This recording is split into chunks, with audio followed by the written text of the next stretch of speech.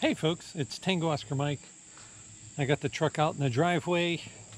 I had a Yaesu FT 8900 in my truck, and I took it out to use it in my house because it has a data jack on it. So you can use it with a signal link to do digital modes like FL Digi, WinLink over with that radio. Works really well. So I took that out of my truck. So I had to order another radio to replace it, and I ordered the ICOM IC 2370A. Now the Yaesu cable, remote cable that goes from the radio up to the dash, looks just like this cable, but when I looked at the pins, they are wired differently, which sucks because now I need to pull the dash, go through here, rerun the cable through here, up and over and through the dash and everything, so I can put the new radio in. I programmed the radio, the new ICOM radio, which was really easy to do, I have to say. I programmed all the local frequencies. I'll probably get the cable for it at some point. I have the cables for all my radios, so I can program them. But it was really easy to do, I gotta say that. I thought the Yaesu was pretty easy as well, but I think the ICOM was a little bit easier.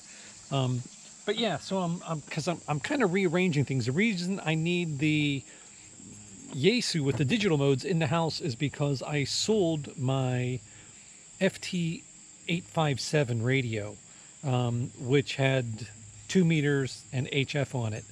So I needed the 8900 to replace that, the 2 meter function for digital modes. There's a digital net on Wednesday nights that we participate on our repeater system, and I still want to participate in that. So I had to put that in. I have another HF radio coming in to replace the one that the 857 I sold. I'm not ready to reveal that yet.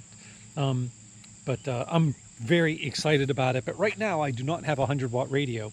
The North American QSO party is going on, and I've been doing that. I think I have, I don't know, maybe 30 contacts, 20, somewhere between 20 and 30. I actually can't remember. But I was out doing yard work today, all kinds of stuff happening here at the house. So before I turn to that, I need to go over here and check something here. There's Augie being good. So some of you may know that I am highly allergic to yellow jackets, and only yellow jackets. Bees don't bother me, wasps don't bother me, but yellow jackets bother me. I've been allergic to them since I was a kid, and several years ago, a lot of yellow jackets stung me, and I was in the hospital.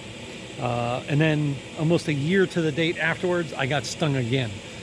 So, and that started some other issues with me with allergies. It made my system a little bit hyper reactive to allergies, and I'm a lot better now. I get allergy shots for the stuff that I was very allergic to. But today I was out, I was doing landscaping. You can see these were all dead. I cut those out. I trimmed the bushes.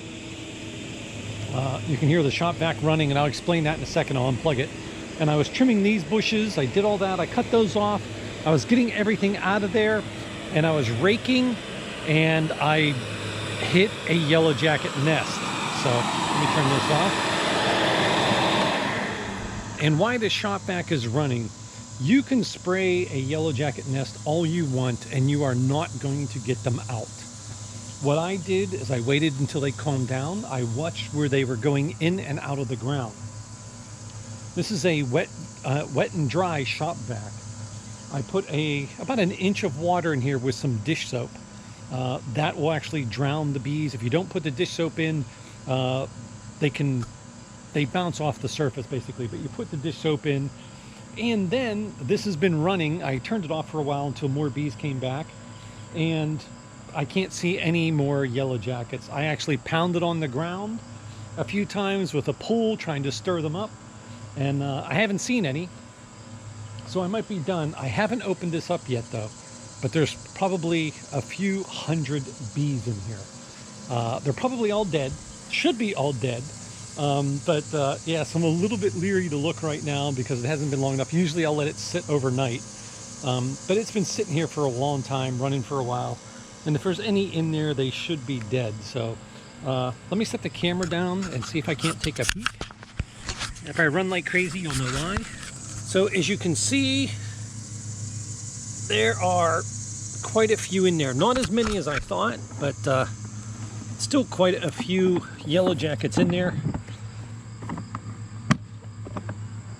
A lot of times if you just spray them, they'll just go somewhere else. And I don't want them to just go somewhere else. I want to eliminate them.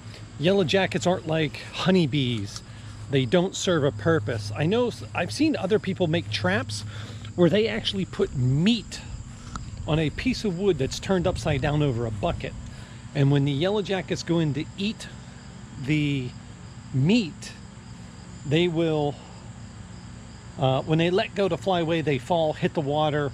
The same thing, the water has dish soap in it, and they break through the surface of water and they drown. Yellow jackets are scavengers. They're nasty. They sting and bite at the same time, and they can be pretty nasty. This is my whacking pole, so I'm gonna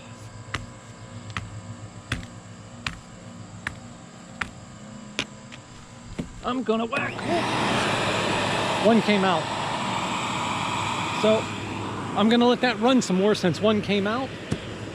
Not a whole, there was a whole swarm of them. It's a miracle I didn't get stung. I literally was standing there raking the ground when they broke free. So I tied the hose to the end of the rake so I could push it close to the hole without getting too close.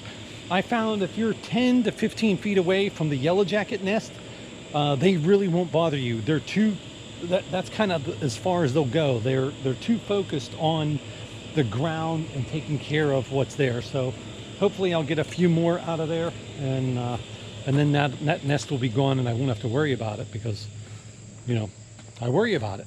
So I'm gonna get to pulling the dash apart and getting this cable mounted. The ICOM 2370A does not come with mounting brackets. You have to buy the mounting brackets separately. I have a RAM mount panel here on this little stealth mount in the Tacoma, and I have a plate, so I'm probably just going to use Velcro. I have real strong Velcro that I can put on the back of the head unit to put that up here to do that, because the remote mounting kit is like, I want to say $68, which I think is a little obsessive. I could have applied, I wasn't thinking, and I could have applied that $68 to the amount I paid for the ICOM 2370A. I think that's right. I could have applied that $68, that extra money, and gotten maybe a little bit better radio that came with a remote head mounting bracket. So I'm a little disappointed. The holes on the back of the radio are super tiny. And I checked. I don't have any screws that would fit it, and the holes don't line up with the RAM mounting plate I have. So I think just Velcroing it will be fine. I don't think that'll be any issues. I think it'll hold. It's really good Velcro, so I don't think I'll have any issues. But I'm going to get to work, tear this apart now that it's cooled off outside, and get this radio installed. Okay, so I pulled the dash off. It literally just unhooks. Got this wire down through. I shined a light up through. I could see it in the back here, so I was able to get it down behind the dash. It should be away from everything. I did put, when I installed the other radio, I put a little nick in here so I could run the cable through it so it wasn't pinching. It still pinched the cable a little bit, but not too bad. I don't know if I should widen that little notch right there for the cable, but and now I just got to route it down in here, through this channel, under the carpet, and there's a hole through the carpet, and that's where the radio will go.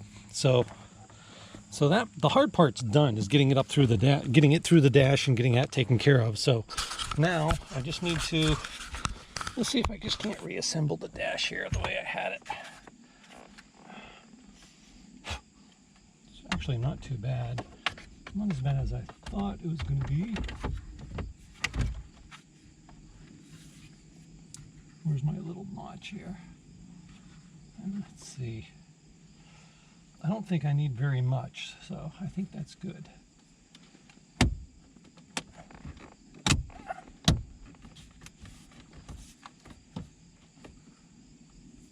Oh, look at that. I think we're good. I think that's back where it goes. And if that's not enough to reach the radio, I can always do that. So let me finish routing the wire. Okay, so the radio is installed. It's on the dash. It's nice. I like having the radio up here as opposed to mounting it down below, so you don't have to look down to see your radio. This way, I can keep my eyes on the road and just glance down at the radio if I have to, and I think that's the better option. The only problem I have is where to put the microphone. The Yaesu, there was enough room to mount the microphone holder here on the side.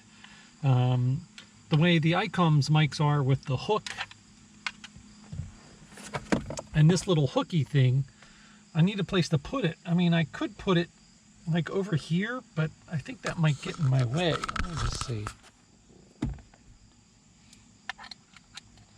I'd rather have the microphone up where I can see it. I mean, if I put it there, I guess I could put it right there.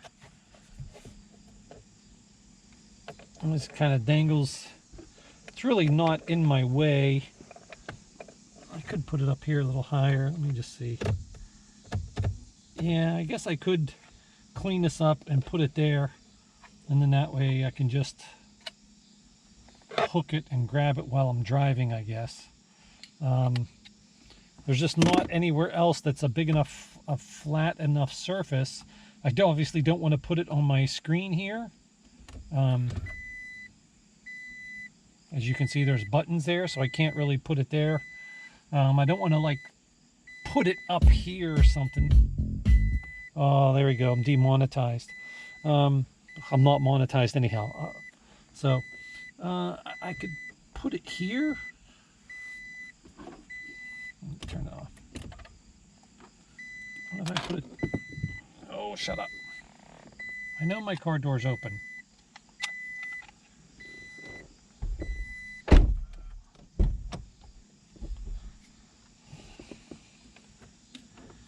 put it there. I'm sure that will relax over time and not be so pushy. See, that would be, I think if I put it there, it would be hard to get it on the hook and not hit the dash. So I think those are my options. So I either have to put it here and try to hook the microphone on there. I don't want to put it over there, like over here somewhere where it's out of my reach. I want to keep everything in my reach. So either on the side of the steering column, which I think, which might be the easiest.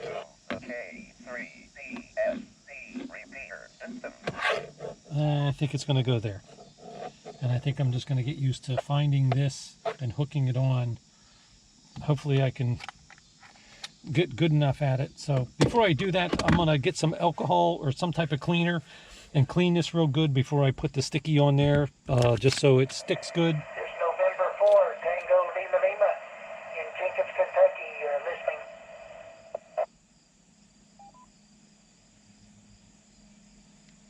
So, yep.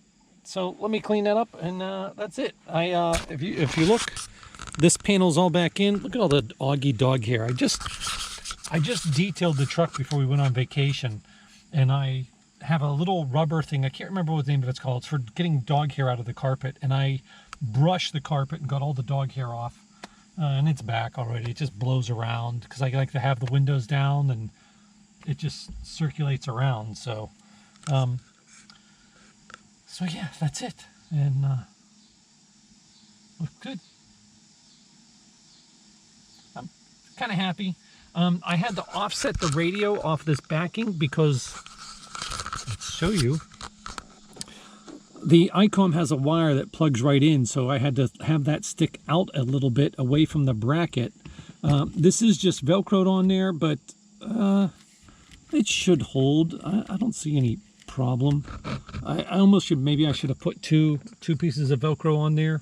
I don't know. I think that's good enough. And I think I just dropped the bracket down between the seats. Curses. Okay, well, that's just my little thing here. The radio is just sitting underneath the seat. I don't have a bracket that will fit it, but I'll probably find a bracket and then maybe try to mount something underneath the seat. The speaker's working. Let's see.